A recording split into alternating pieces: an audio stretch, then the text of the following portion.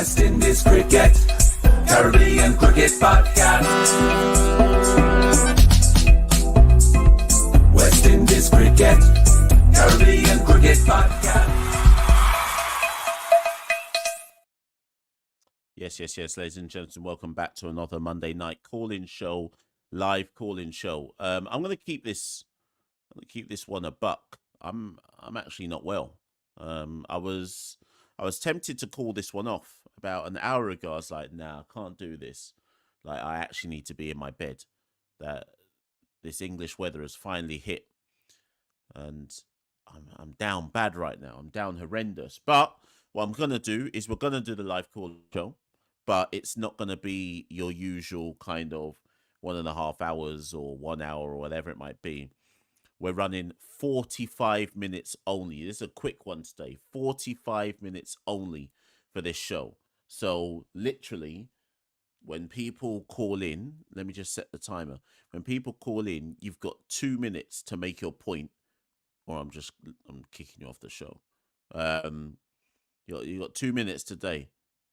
Let me just set this little timer right about now. What's the timer? 2 minutes, and people think I'm joking today. Anyways, what's the talking points? Let me try and muster some energy. What's the talking points today? St. Lucia Kings have won their first ever CPL. So those who care about CPL, they've got that to talk about. The West Indies ODI T20 squads are out. Santoki and I did a show about that last night. So if you haven't watched that one yet, that's out at the moment. Santoki, last time since the last call-in show, Santoki and I did a show looking at the TKR Teeth Out. That's got about 25,000 views on YouTube, so go watch that. West Indies women are 2 games into their World Cup campaign. They lost the first one to South Africa, and they won the second one really well against Scotland. They've got a game on Thursday versus Bangladesh, and then probably a must-win game. Well, if we can get through Bangladesh, a must-win game next Tuesday, a week from now, versus England. Because of the positive net run rate they've got against Scotland, there is an outside chance that if they beat, actually, still in their hands, if they beat Bangladesh and beat England, I think they'd go through. Obviously, a lot would depend on South Africa's net run rate and so on and so forth. But West Indies, it's still in their hands. The problem is that involves having to beat England, who are probably the team that they would have said beforehand, well, that doesn't seem likely. Now they're going to have to, Hayley Matthews and Deandra Dottin and Stefani Taylor are going to have to produce some kind of heroics for us to beat England. It's not out of the realms of possibility. It's unlikely, but it's not outside of the realms of possibility. So we still rally around the women and so on and so forth in their World Cup. First things first, we've got to beat Bangladesh and at least get ourselves through to the next game. If I'm not mistaken, South Africa have already played us. Have they only played 2 games? They played us and then they lost today against England. So we could get a snooker, in fairness. If one of Scotland or Bangladesh could beat South Africa, then it could be it could be that we don't even have to beat England per se. But we shall see. Anyways, yeah. Call-in show. Call in with what you want. CPL is finally over. Good. Can someone actually, because every time I bring this up, people want to say, but. When Phil Simmons was West Indies head coach, I swear, unless I'm mistaken, if there's any kind of West Indian historians who want to correct me, but I swear when Phil Simmons was head coach, he was told that he cannot be a CPL head coach as well as coach the West Indies. And there was something about conflict of interest. I'm not against Darren Sammy winning with St. Lucia. Good for Darren Sammy, but I just want someone to explain to me how comes Sammy is allowed to coach the West Indies team, ODIs and T20s, and coach a CPL side at the same time. And it's not just Sammy, because the backroom staff of the St. Lucia Kings team is basically the West Indies backroom staff. At least 4 members of the St. Lucia Kings backroom staff are all West Indies staff.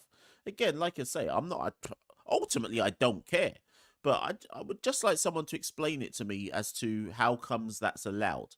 And good for them in the same way how I would expect a West Indies international to come back to domestic cricket and beat up on all the domestic men and prove that they're better than the domestic talent. It's the same way how I would expect the West Indies coaching team, which is effectively what the St. Lucia team is. You got what? You got Avanesh there as a statistician. You've got Floyd Reefer there as what assistant coach.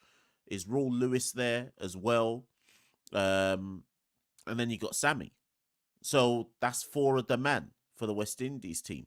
So good that it shows that there is a level to be coaching the West Indies team. I ain't mad at it. I just would like someone to explain it to me. Does that mean that Andre Coley can coach a team in the 4-day championship then?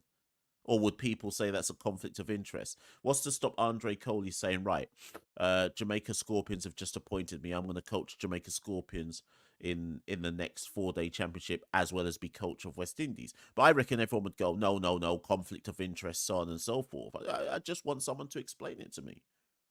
That's all I want someone to do, just explain it to me. But anyways, I just think that's an interesting tidbit that I'd like some explanations on. Yeah, so 1 second, let me just put this. Yeah, so that I think that's pretty much it, you know. What else have I missed? Evan Lewis is back in the white ball teams. They've called up Jewel Andrew. They hit the red button and called up Jewel Andrew. Terence Hines is in. I mean, it is what it is, you know. It is what it is. For those who don't know, the Sri Lanka series, just to give you the dates. So the first T20 against Sri Lanka is on the 14th, next Monday. Then, no, sorry, that's a lie. Sorry, Saturday. Oh my gosh, that means they should be flying out today or tomorrow even. So the first T20 is on Saturday against Sri Lanka. Second T20 is on Monday. Final T20 is on Wednesday. And then the ODIs start next Sunday. Then the 22nd, then the 24th. And that brings an end to the ODIs. And then Super 50, obviously Super 50 is taking place in Trinidad this year, as ever, will start on Sunday the 27th. Here's the thing, and people think I'm joking, I'm more locked in to watch Down Bad Super 50 than I am to watch CPL. So I barely watched any of CPL, but you can bet your bottom dollar I'll be watching all of Super 50. Make that make sense. Someone tell me why I'm more excited to watch Down Bad Super 50 than I am CPL. And I'm not joking in the slightest. So I'm up for Super 50.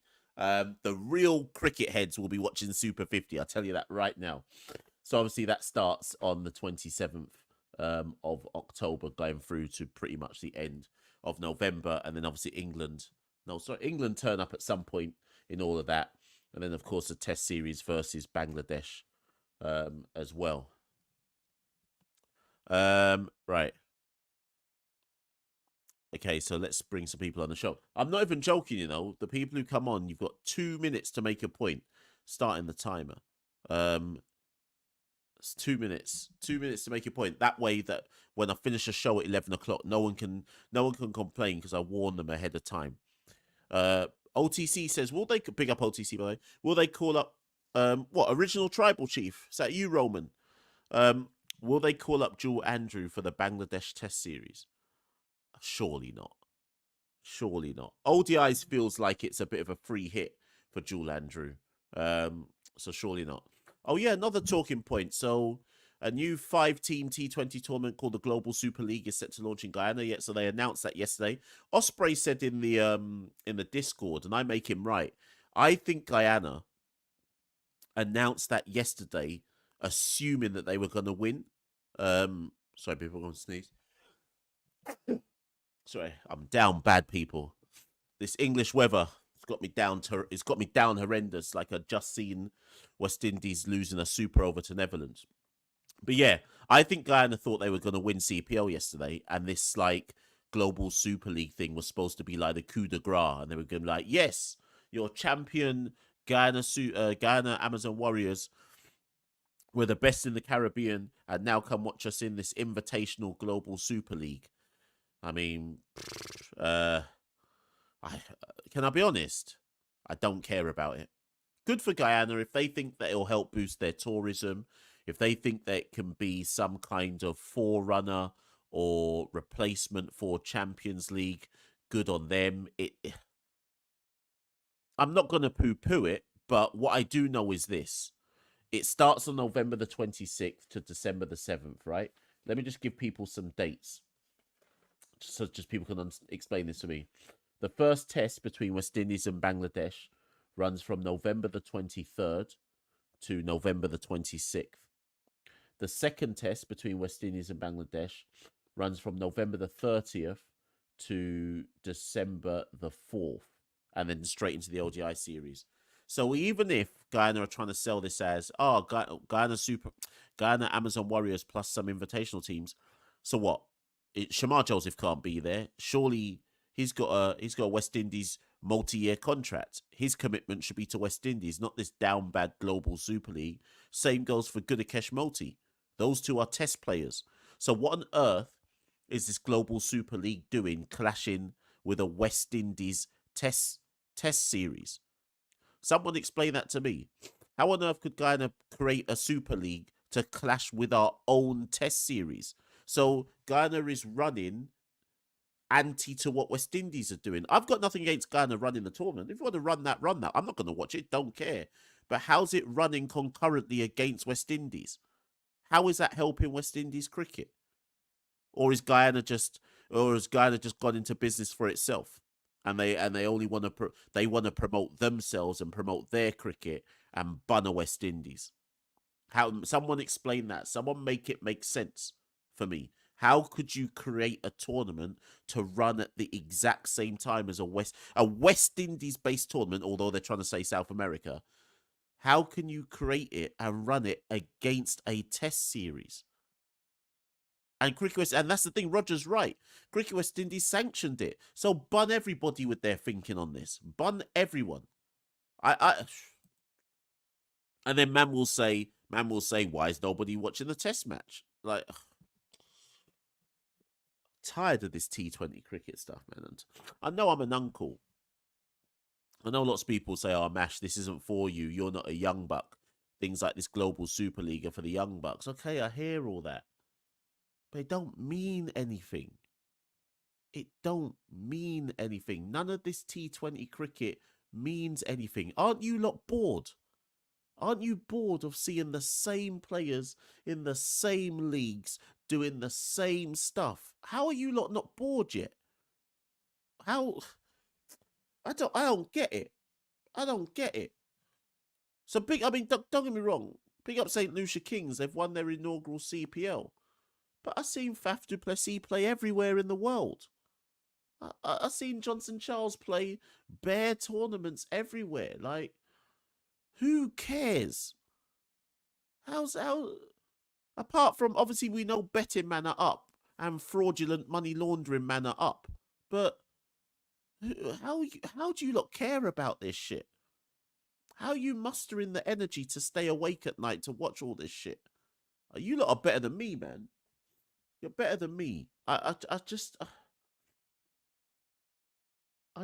know. I don't know, man. I don't know. What's the next league? What's the next down bad league? Is it the T10 betting one in Dubai? What's the next down bad one? It must be that T10 betting one. And then after that, what's after that? Is it Big Bash after that? And then after that, it's that international league one in UAE, which is a betting one as well. And then you've got SA20, and then IPL, and then you lot. I don't know. You lot are better than me, man. Anyways, let's get some callers on. They got 2 minutes to make their point. My nose, man. I ain't even got my tissue. Where's my tissue? See how I started the live without my tissue? I'm down horrendous. PSL as well. But anyways, let me bring on Fireball. English weather got me down horrendous, cuz. Right, Fireball. Your 2 minutes starts now. All right. Hello, Mash. Hello, CCP family. How you doing? How you doing? I'm doing all right. I have 2 quick points. One is not a point, but it's a fact. 3 men in the CPL final playing the '07 World Cup final in Barbados. Fab du Plessis, Tahir, and Visa. Good facts. 2, and this is the more important point. Sammy said something in the post-match interview about Aaron Jones. He said Aaron Jones told him that he will win CPL for Sammy, and Sammy said he believed him, and that's why he picked Aaron Jones. My point is this. This is our head selector. He picking men on vibes. Listen, Sammy is a man of God. Sammy's a man of God, and if he got that feeling, that this was the time, then who could say Sammy was wrong? I seen some like virtual stuff on Insta today where I think it's from CPL where Sammy had said before the tournament, I think this year is St. Lucia's year. Sammy, do you know what? What I will say about Sammy is this. He's an excellent man manager. I think we've got to hand that to him. I'm sure he will say, "How don't underestimate my tactical skills and thinking," and I'm not. But I do think he's an excellent man manager, and he's able to foster a spirit around a squad. Even in the World Cup, yeah, we didn't get to the semi-finals, but I think it's fair to say that in the World Cup, Sammy fostered a feel-good spirit and made that team believe they could win the World Cup, even when the evidence was contrary to that fact. So we have to kind of rate Sammy in some shape and form. Yeah, I have to read him. Aaron Jones won it for him, so God was on his side. That's all I can say. God was on his side. Hopefully, he gets. Hopefully, we hear something about Terrence Hines in the near future. Terrence Hines tell him, I'm going to get 5 in the T20 final, and he plays Terrence Hines, and they win the T20 final. I'll be up. Anyways, yeah. Before you go, actually, just because obviously you are Trini, what do you feel about the selection of Terrence Hines? It's Sri Lanka. We're carrying basically a B team. It doesn't hurt. Terrence Hines has done slightly better than Shepard and what's the other guy? Springer. I'm not too excited for it, but I'm not too against it. Give him a chance. If he feels, he feels. This and Bangladesh is a good series to try him out. I wouldn't play him against England, regardless how he does. But these 2 series will at least give him a chance. So at least you can say, hey, I got a chance from West Indies. Yeah, I can't disagree. And like I say, Sammy, as Santoki and I did the show last night, the one thing is that Santoki and I both agreed on is, irrespective of whether people believe Hines is good enough or not, you can't argue that he's not there on merit. We can argue about the standards of that merit that he's there on, but he's there on merit in the context of West Indies down bad cricket. True. Listen, Fireball, it's a quick one tonight, so I'm going to move straight on. But thank you as ever for ringing in. No problem, man. Yeah. Cheers. Thank you. Listen, people, normally I'd chop it up with Fireball loads, but I'm sure you look can hear the sickness in my voice. Usually I say, I need to go to bed, but I actually need to go to bed. Yes. How long have we got? We got 20 odd minutes left of this shot. It's a quick one today. So, TC says, why do I sound like that? I'm down bad. TC. Yeah, I'm down bad. Even in my sick state, I'm still here to do the call-in show. Listen, the people who wanted the merchandise, I sent one out today. I finally got round to delivering them. So, Julian, if you're listening, your double XL CCP sweatshirt that went out in the post today. TC, your medium is coming. Danny, your XL is coming. Kyle, your XL is coming. Tracy, double XL. Osprey, double XL. I think I've got one more XL and one more double XL. So if anybody wants a free, I say free, if you're willing to pay the shipping, you can take the final 2 CCP sweatshirts, and they can go to whichever country of your choice if you're willing to pay some shipping for it. So that's a XL and a double XL. And then what I will do then, the next merch range that will come out, I've had a lot of people say to me that I've got to run the test cap merch range again. So unless people object and want something else, I think I might run another batch of West Indies CCP test caps, or like bucket hats or whatever. I haven't decided, but either way, it'll be some kind of hat. Might even be a woolly hat. I don't know, but some kind of CCP hat of some sort is going to come out. Anyways, next person on the show. I need to get some tissue, cuz. Next person on the show is Osprey. Let's bring him on. Let me start my timer. Yeah, you see this illness that I've got. It's because I work in a school. These kids have got me down terrible right now. Peter Demroy says, "What's going on with O'Shane?" So last I checked, Jamaica have been running some 50 over trial games over the last 2 weeks or so. Haven't seen O'Shane Thomas's name mentioned. I don't know if there's any Jamaica cricket fans in the chat who can confirm or deny, but I haven't seen his name mentioned. But yeah, I don't know where O'Shane is, to be fair. Right, let's bring on Osprey. Yes, Osprey, how you doing? I'm good, thanks. So I hope you get well soon. And hello to everyone in the CCP community. I haven't been on for a wee while, so I'm going to make my points quick because obviously I respect you. Need to get some rest. First of all, I want to say well done to West Indies for that hammering they gave to Scotland yesterday. I can't ignore that. Have to speak a comment on it. I mean, there's a lot more I could say about that game and Scotland team in general, but we'll save that for another time. And I say, well, I'm just looking at. I say, I want to just list my 3 concerns I've got looking at the West Indies team going into the next 2 games. And I say the first one concern I've got is the fielding. I mean, Ailsa Lister got dropped 3 times yesterday in that. I said, you can get away with that against Scotland. You're not going to get away with that against England. They'll punish it. Any doesn't matter who it is, you drop, you'll get punished for that. And it just ended. The fielding was a bit tighter yesterday, but it was still a bit tighter yesterday than it was compared to the South Africa game. But yeah, it's still, it feels just unprepared. I keep making this point about West Indies being unprepared for this tournament, and it feels like the fielding is a symptom of that. Second issue I have is I don't think the West Indies know what their top 6 is in the batting order. I agree. Because I said, I mentioned in Discord, you probably saw that I was surprised they put Stefani Taylor out to open when she knows she's carrying an injury and she's got the runs in the bag. She's not like out of form. They say you're only chasing 100. You could probably drop her to 6 and give the other players a chance to get some batting in.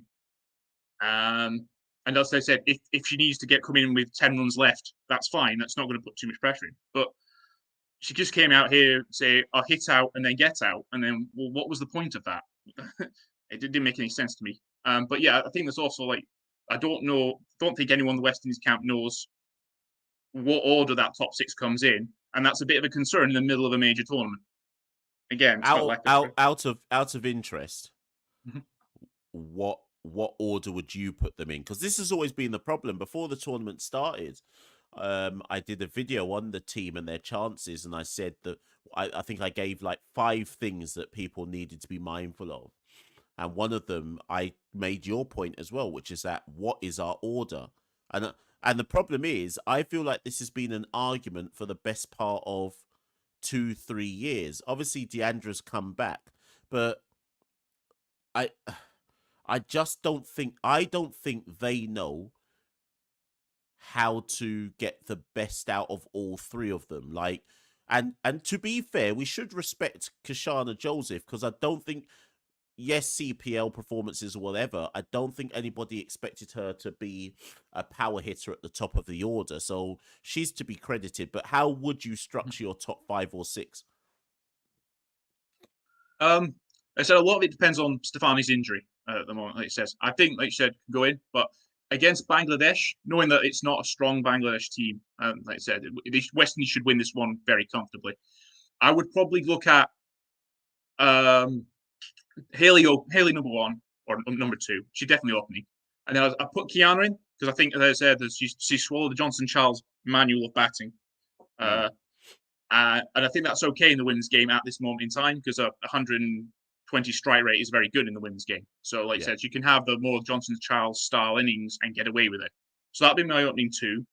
I'd probably put Stefani at 3, just in case Kiana or Haley get out on the power play, you've got someone who can power hit in the power play overs. Then I put Shemaine Campbell number 4, and Deandra at 5. So if Deandra comes in at 5 on the basis that you want her to come in the second half of the innings, the 10 overs, and then be there at the end to do the power hitting. And then I'll probably be looking at Chandra Nation at 6 as just an experienced person to stick around at the end.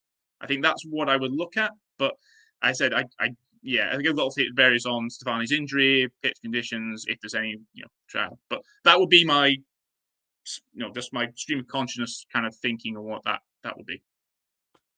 Do you think, or not even do you think, in an ideal world, if West Indies were to beat England, how I know you're saying to catch him, but as we've always said about any West Indies performance, does Hayley Matthews basically have to play a worldie for them to have any chance? Yeah, this is my last point. My last concern is Haley hasn't fired yet. Maybe she's saving up for one massive knock against England, but I would say that it's been good that the West Indies players have stepped up to cover for Haley's thing, but Haley got 8 off 19 balls against Scotland, and that's Scotland. It's not exactly the most stellar bowling attack. So, yeah, I think they said I am concerned that she's not firing yet, but she will need to fire against England to say she can get away with it against Bangladesh. Just think other people can pick it up. Again, Stefani is the key thing if she's still fit, and Deandra's come back in very comfortable. She was absolutely fine with her hitting yesterday. So, but yeah, I think against England, it's just there's so much depth in the England side that, and like I said, they dealt with South Africa fairly comfortably today. So I would say that yes, that she needs to fire and with the bats and the ball. Yeah. But like I said, because I don't see a path for how West Indies can win that game without her. Well, the only thing that I can see, I mean, first things first, let's just hope that we get past Bangladesh. If we get past Bangladesh, it kind of sets up the equation for what needs to happen with England quite well.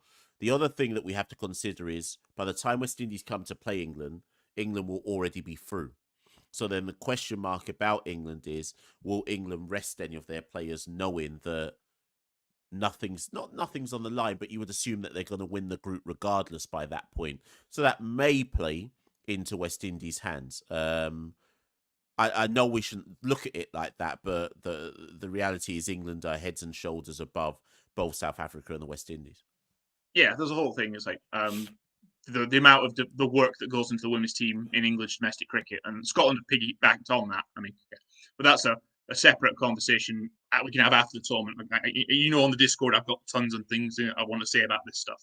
But yeah, I've overextended my 2 minutes by a long way, so I'll get off and let you guys let some other Caribbean voices speak rather than listen to this Scotsman talk. All right, no worries, man. I hope to see you on the show soon. Oh yeah, so after the tournament. All right, no worries. Take care. Bye. Yes, big up Osprey people. If you want to get some more of Osprey's very good kind of analysis, join the Discord group. I'm sure there's somebody in the Discord that can put the link to the Discord group in the chat if you want to join it. There's a lot of good people in that Discord group. Pretty much any West Indies match or any cricket match with West Indian talent in it, there's always some kind of conversation going on in relation to it. Listen, people, how long's left? We've got about 12 minutes left of today's show. Let me put the link back in the chat. So if there's anyone who is desperate to come on the show and say something. You got 12 minutes to try and make your point. So on and so forth. Let me just go through some comments in the meantime. Arawak says that Haley got commentator's curse from me. Yeah, I've had a couple people message me since the start of the World Cup saying this is what happens to Haley, because obviously I've been saying that Haley should get called up to the West Indies ODI team. But here's the thing, right? Here's the thing. And I mean, again, I think it's people. But the point is this, right? If Jewel Andrew can get called up at 17 years old to a West Indies men's senior side, then so can Hayley Matthews. And things like that's not to me, that's not a controversial statement. If a 17-year-old who is still studying for his Uteman exams in school can get a call up to the West Indies men's senior side, so can Hayley. And yes, I reckon that Jewel will turn out to be a generational talent. But he's 17. He's 17. I'm an uncle to Jewel.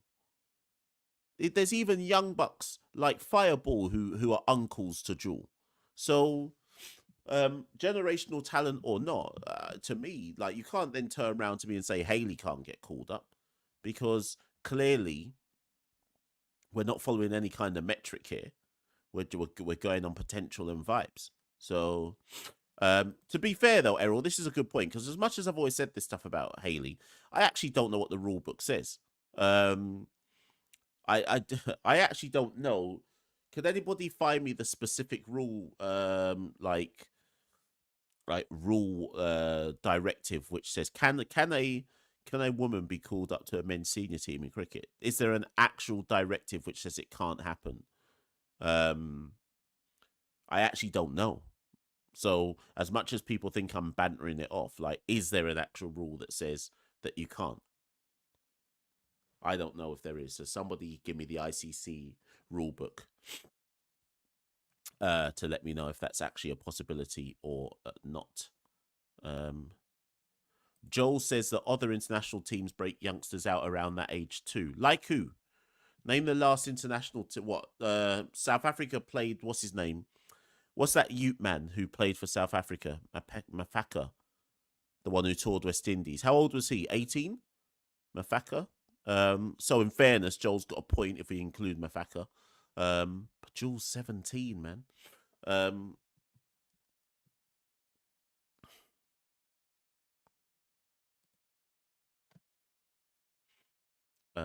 Okay, let me take some more comments.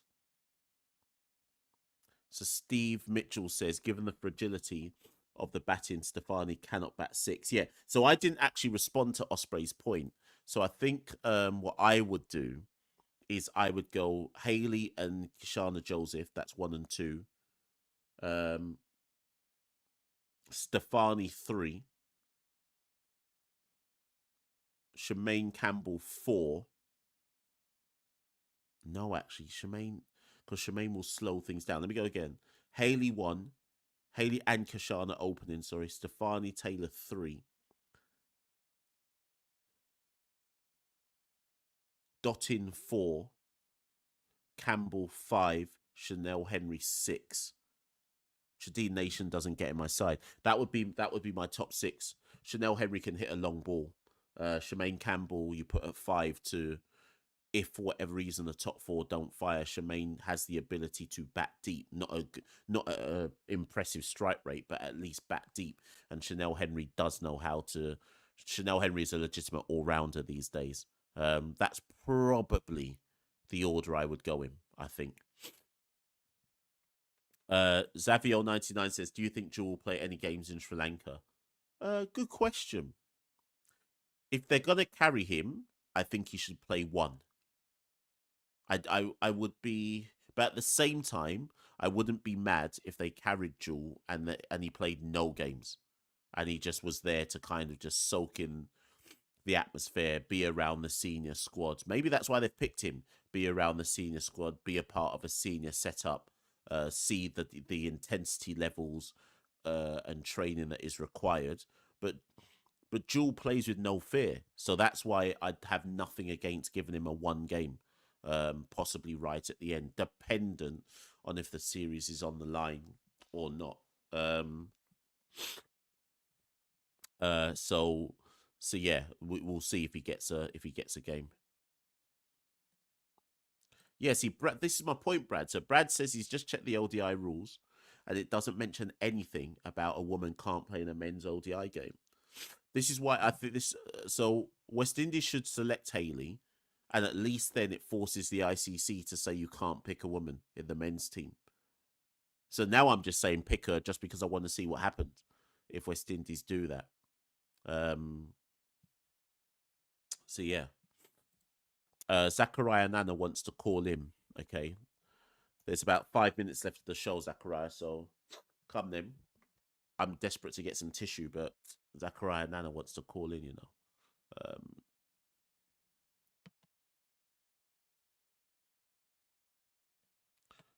Right. So just waiting for Zachariah. Zachariah Nana says he or she wants to call in. Just waiting. So Zachariah, pick the thing then. Man said he wants to call in. These times I've put the link there. He don't want to click the link. Whilst I wait for Zachariah to click or not click the link, Brad says, I think Jules should play all three. He's already better than most in the ODI squad, and he has the first-class stats to back that up, and he has a CPL 50, so he should play all 3 games in Sri Lanka. Not sure if I fully agree with that, but I wouldn't be mad at it.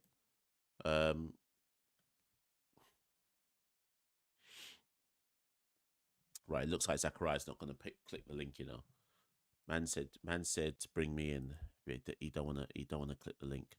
Yes, people. So, whilst I wait for somebody to be the last caller on the show, let's just look ahead to the week ahead to remind people again. So we've got Bangladesh women versus West Indies women on Thursday. Sri Lanka men versus West Indies men on Saturday. So we got 2 big international games this week. In terms of content, what's going to be on CCP channel? What do you lot want to see on the channel this week? I don't know what content we're going to do on the channel this week. I don't know.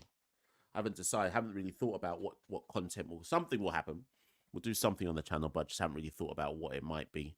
Zachariah's here. Okay. Final caller. Just before I bring Zachariah on, let me just quickly answer these questions. So Peter Demeroy says, what's happened to Karaya? Man just lost out of the system. Apparently there are some personal issues that he's had to attend to, so that's why we haven't seen him for a bit. That's a story on Karaya. Brad says if Kieran Otley can play 2 games in Australia, then Jewel can play all 3. Fair enough. Oh yeah, Brad's good point. Let me write that down. Yeah, we'll do a show on the contracts, the announced contracts. Let me just write that down in my content diary. Contracts. Yeah, we'll do a show on the contracts. The thing is, all the other West Indies cricket channels that have developed ever since CCP developed, now they're watching this guy. And yeah, I'm going to do a show on that as well, because all them channels. Have you not noticed? Have you not noticed, by the way? And I'm not just saying this. I've said it before in other shows, but have you noticed all of the YouTube channels do the same content that we do? And some of them do it in the exact same style, like rating shows and this, that, and the third. Like big up to them. I'm not anti them. Like, you know, imitation's the greatest form of flattery and all of that. Have you noticed that? Sportsmax, I reckon Sportsmax pre-CCP as well, you know. I reckon all these Sportsmax, I think Mason and Guess, like, I think a lot of these channels, they pre us. They pre us. We don't even do content as frequently as all the other channels. But I swear they pre us for content ideas and pre us for discussion talking points. I swear they do. Big up anybody who's ever come through our channel though, because big up Joel, Jerome, sorry, Joel. Big up Jerome Foster. Jerome Foster, out of Jamaica. You may recognize him from a lot of our Jamaica specials. He's going to Sri Lanka with cricket with the West Indies team as their new media officer, content officer. So big up Jerome. Lot of time for Jerome. Blessed us with his talent on the show, and it's good to see him get elevated. So yeah, big up. Have to rate Jerome. So many people have come through CCP, you know. So many people have come through CCP and got their flowers afterwards. So yeah, we're out here, you know. If anybody wants to, to get their flowers, you just have to come on CCP. We'll boost you. We'll boost you to the audience, and then yeah, you're good to go. Samuel Kane says Cricket Forum is still better. Yeah, big up Cricket Forum, the #1 Caribbean cricket channel in the region. Big up Cricket Forum. Yeah. Big him up. He's doing much better stuff than us.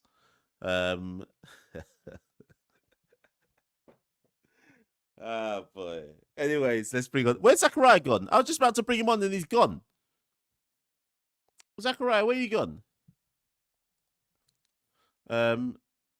Wait, I was just about to click. Zachariah's ducked out.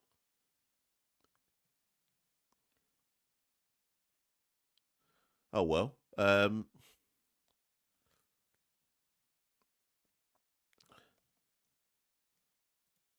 Roger says he's never heard of Cricket Forum. Type in Cricket Forum into YouTube. That's the number one cricket channel on Caribbean cricket channel on YouTube.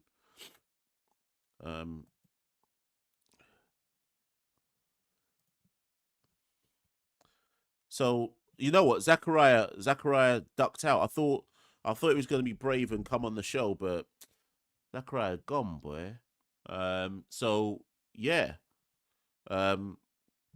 I guess that's that then. I guess that's that. Last few comments, and then I need to go and sleep off this sickness and illness that I'm carrying right now.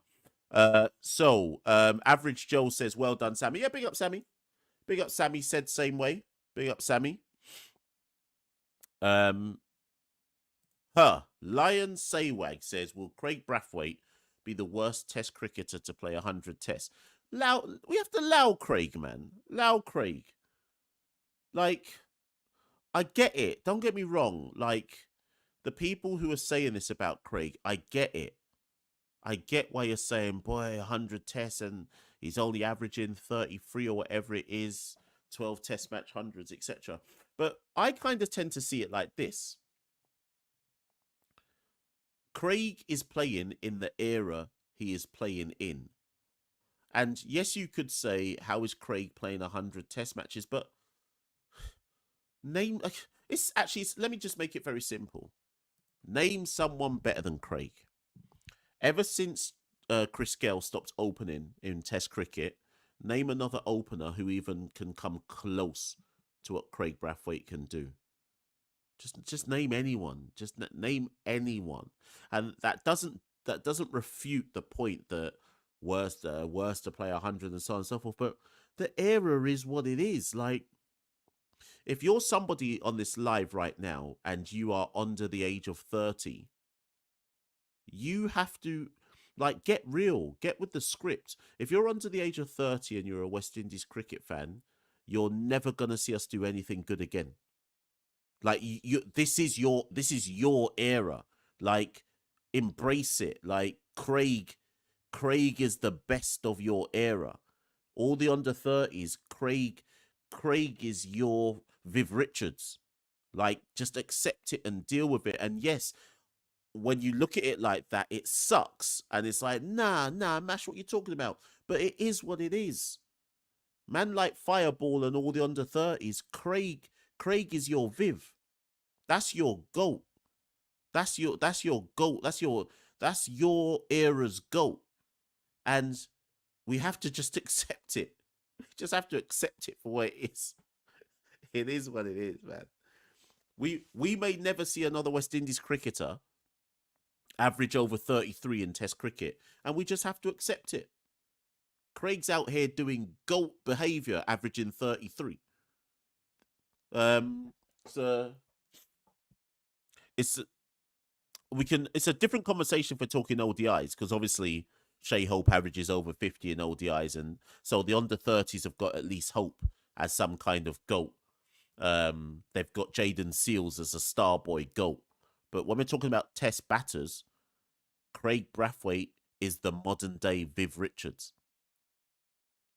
Everyone pin that.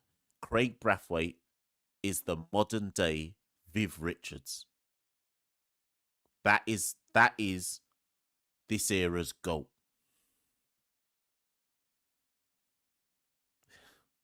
I've got nothing more to say. I've got nothing more to say. How can I follow that up? Couple man just realizing now that that's their GOAT, you know. couple man, they're trying to argue with me, but they're looking, they're like Weebay right now. Couple man are doing a Weebay right now. That's your GOAT, boy. Anyways, listen. I'm down bad. I'm down bad. I'm going. I gotta go. Listen, I'm ill, people. I normally I'd carry on and bust a few jokes and so on and so forth. Listen, on your way out, like, share, subscribe. Road to 11K. All of that. Tell a friend to tell a friend to tell a friend. If you want to share, if you want to spare a little piece, head to www.patreon.com/Carib Cricket. Every little bit helps. And join us on all the platforms. What are the platforms? See, I can't even remember the platforms right now. Twitter, Instagram, Facebook. All of that. Add it all. Caribbean Cricket Podcast. And big up all the OnlyFans. Big up all the twerkers. All the ones twerking with their Caribbean Cricket sign on OnlyFans. You're the real GOATs out here. You and Craig Brathwaite, you're the real GOATs. Big up all the OnlyFans Caribbean Cricket Podcast fans. Twerk it. Twerk it. Twerk it. I'll be Machel St. Patrick here at One Harder Caribbean Cricket Podcast.